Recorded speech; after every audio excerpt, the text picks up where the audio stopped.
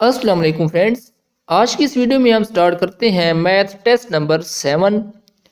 तो इस वीडियो में जितने भी क्वेश्चन दिए गए हैं और जिन क्वेश्चन का सलूशन हमें ज़रूरत था वो आपको सलूशन भी मिलेगा और तमाम क्वेश्चन के आंसर भी आपको साथ मिलेंगे। तो वीडियो स्टार्ट करते हैं। Question number 1, if every member of set A is present in set B then set A is called dash set of B. अब इसमें ये कहा गया है, ये एक अहम क्वेश्चन है, इसको आपने याद रखना है।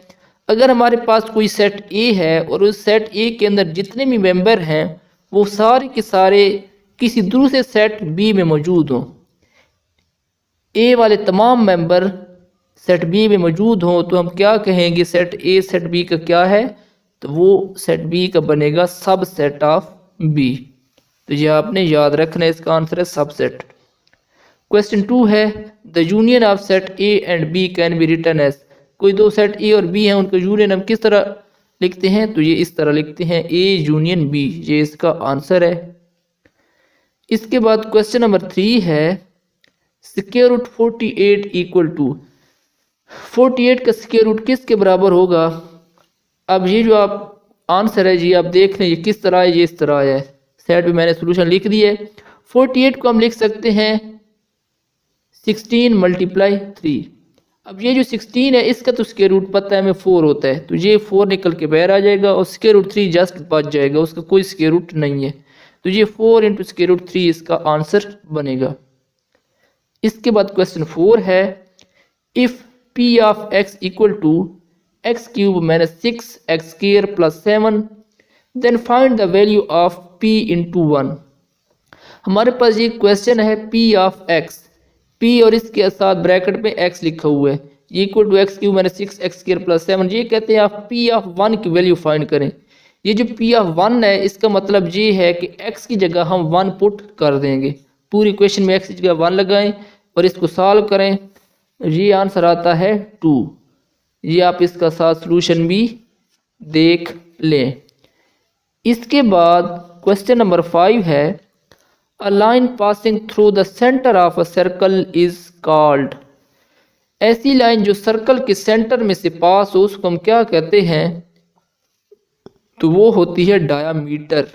जी आप देख लें, सर्कल है और इसके सेंटर में से लाइन पास हो रही है, इसको हम डायामीटर कहेंगे। इसके बाद क्वेश्चन 6 है, पॉइंट -2 व -3 लाइज ऑन। ये जो हमारे पास पॉइंट -2 और -3 है ये किस एक्सिस में आएंगे, तो ये हमने बताना है। क्वाड्रेंट होते हैं, आपने पढ़ा होगा, एक्स क्वाड्रेंट मतलब first quadrant, second, third, fourth, 4 quadrant होते हैं एक्स और वाई एक्सिस में। जी आप साइड पे देख लें। अब ये जो -2 और -3 है ना, इसमें दोनों पॉइंट नेगेटिव है, तो ये आएंगे थर्ड क्वाड्रेंट में, मतलब एक्स भी नेगेटिव है और वाई भी नेगेटिव है, ये दोनों थर्ड क्वाड्रेंट में आएंगे, तो इसका आंसर थर्ड क्वाड्रेंट बनेगा। क्वेश्चन नंबर 7 है, factorise x4 minus y4। x4 और माइनस y4 को हमने फैक्टोराइज करना है, तो इसका आंसर बनता है X square minus Y square X square plus Y square. ये इसका छोटा सा सोल्यूशन है, आप देख लें साइड से इस तरह बनता है। हमारे पास एक फार्मूला होता है A square minus B square, वो बराबर होता है A minus B A plus B, तो इसको यूज़ करके हमने ये निकाल लिया answer, X square minus Y square into X square plus Y square, ये इसका आंसर बनता है। क्वेश्चन नंबर 8, क्वेश्चन नंबर 8 ये काफ़ी इम्पोर्टेंट क्वेश्चन है। इस तरह के और क्वेश्चन भी पेपर में आ सकते हैं, बल्कि आया भी था एक क्वेश्चन, उसमें वैल्यूज चेंज भी हो सकती हैं।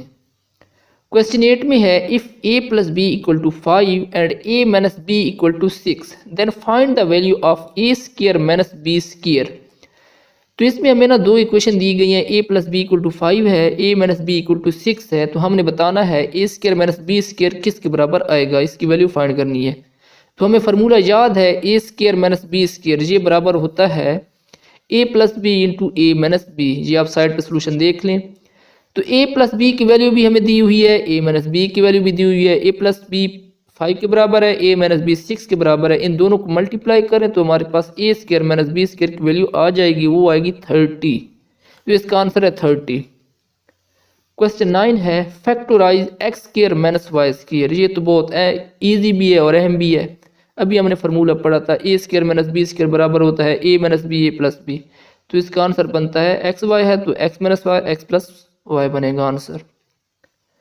Question number 10, the solution set of X plus Y plus 6 equal to 0 and X equal to Y is. ये भी काफ़ी अहम क्वेश्चन है, इसको आप देख लो, ट्रिकी सा क्वेश्चन है लेकिन मज़ेदार है।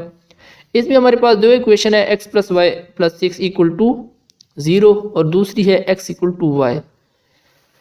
तो इसमें हमने सोल्यूशन सेट फाइंड करना है, मतलब एक्स और वाई की वैल्यूज फाइंड करनी है। अब ये जो दूसरी इक्वेशन है ना, इसमें है एक्स इक्वल टू वाई, ये वैल्यू आप इक्वेशन 1 में पुट कर दें, एक्स की जगह पहले वाई लगा लें, वाई प्लस 6 बन जाएगा।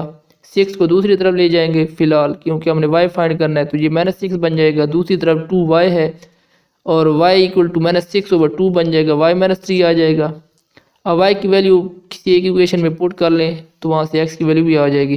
तो इसका जो आंसर है ना वो बनता है -3 और -3, मतलब x और y दोनों की वैल्यूज़ -3 आती हैं। सोल्यूशन भी आप साथ देख लें।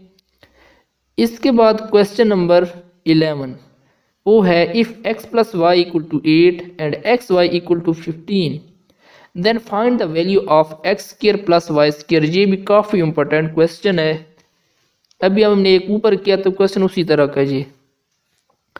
अब इसमें है x प्लस वाई की वैल्यू है 8 और एक्स वाई की वैल्यू है 15, तो हमने फाइंड करना है एक्स स्क्वायर प्लस वाई की वैल्यू। तो हमने एक वैसे फार्मूला पढ़ा हुआ है x प्लस वाई का होल स्क्वायर, ये बराबर होता है x square plus Y square plus 2xy। तो ये हमने इसमें वैल्यूज लगानी है, एक्स प्लस वाई की वैल्यू 8 है वो लगा देंगे, एक्स वाई की वैल्यू 15 ये लगाएंगे, तो जहाँ से हमारे पास X square plus Y square की वैल्यू आ जाएगी। सोल्यूशन आप देख लें, इस तरह ये वैल्यू आती है, तो इसका आंसर आएगा 34।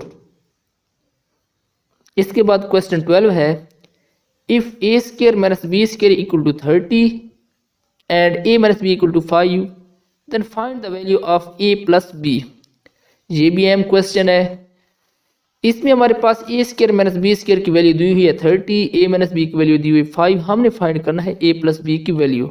अभी हमने फार्मूला पढ़ा है ए स्क्वायर माइनस बी स्क्वायर, ये बराबर होता है A minus B into A plus B. A square minus b square की वैल्यू दी हुई है 30 लगा दें इसकी जगह, ए माइनस बी की वैल्यू दी हुई है 5 और ए प्लस बी को हमने फाइंड करना है। 30 दूसरी तरफ है तो 5 मल्टीप्लाई हो रहा है, दूसरी तरफ जाके डिवाइड होगा, 30 डिवाइडेड बाई 5 करेंगे तो इसका आंसर आता है 6। इसके बाद क्वेश्चन 13 है if measure of two angles of a triangle are 60 and 80 degree then measure of third angle is. अब ये कहते हैं हमारे पास एक ट्राई एंगल है, ट्राई एंगल में 3 एंगल होते हैं ना, तो 2 एंगल हमें दी हुई हैं, एक है 60 डिग्री और दूसरा है 80 डिग्री। तो ये कहते हैं कि आप इसका तीसरा एंगल फाइंड करो। तो आपको याद होगा हमने एक पीछे टेस्ट में पढ़ चुके हैं, मैं फिर बता देता हूँ। ट्रायंगल ये आप साइड पे देखें इस तरह होती है और इसके अंदर 3 एंगल होते हैं और तीनों एंगल जो सम है ना वो बनता है 180। अब इस क्वेश्चन में हमारे पास 2 एंगल दिए हुए हैं 60, 80 और तीसरा फाइंड करना है। अब हम करेंगे 60 प्लस 80 प्लस तीसरा जो एंगल है ना उसको हम कह देते हैं, वो हमारे पास अननोन है तो उसको x कह देते हैं और इनका सम आता है 180। 60 और 80 ऐड करें तो 140 बन जाएगा। तीसरा एंगल हमारे पास अभी नहीं है, x रखते हैं, दूसरी तरफ है 180, तो x इक्वल टू 180 माइनस 140 करेंगे तो इसका आंसर आएगा 40 डिग्री। तो इसका मतलब जो हमारे पास तीसरा एंगल है जिसको हम x कह रहे हैं वो आता है 40 डिग्री। इस तरह इसका हमारे पास तीसरा एंगल भी आ गया 40। अब आप लोग चेक कर लो 60, 80 और 40 को ऐड करो तो ये भी 180 बनता है, क्योंकि मैंने आपको बताया है ट्रायंगल के एंगल का सम 180 बनता है। तो ये इस तरह इसका आंसर आता है 40 डिग्री। क्वेश्चन 14 है if x is radius of a circle then find its area. अब ये कहते हैं कोई सर्कल है उसका रेडियस इन्होंने सपोज कर लिया है x, तो आप उसका एरिया बताओ। एरिया का फॉर्मूला है area of circle a equal to pi r square, ये इसका फार्मूला है। अब इसमें छोटी सी चेंजिंग करनी है बस। क्वेश्चन वाला कहता है रेडियस को आप x सपोज कर लो, तो फिर आंसर बताओ क्या आएगा।